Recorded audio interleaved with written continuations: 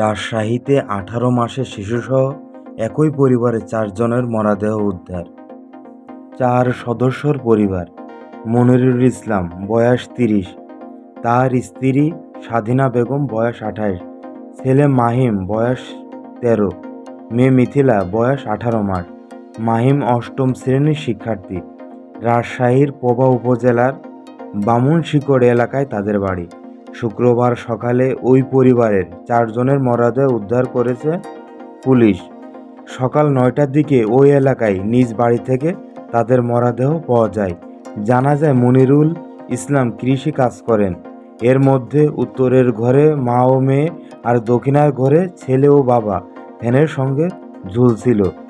মতিহার থানার পুলিশের সহকারী উপপরিদর্শক এএসআই কালাম পারভেজ বিষয়টি নিশ্চিত করেন। মরদেহর পাশে একটি চিরকুট পাওয়া গেছে, যাতে ঋণের কথা বলা হয়েছে।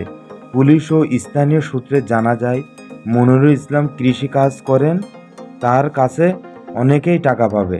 চিরকুটে লেখা ছিল, আমি নিজ হাতে সবাইকে মারলাম, এই কারণে আমি যদি মরে যাই তাহলে আমার ছেলে মেয়ে তার আশায় বেঁচে থাকবে, কষ্ট আর দুঃখ ছাড়া কিছুই পাবে না। আমরা মরে গেলাম ঋণের জন্য আর খাওয়ার অভাবে, তাই আমরা বেঁচে থাকার চেয়ে মরে গেলেই সেই ভালো।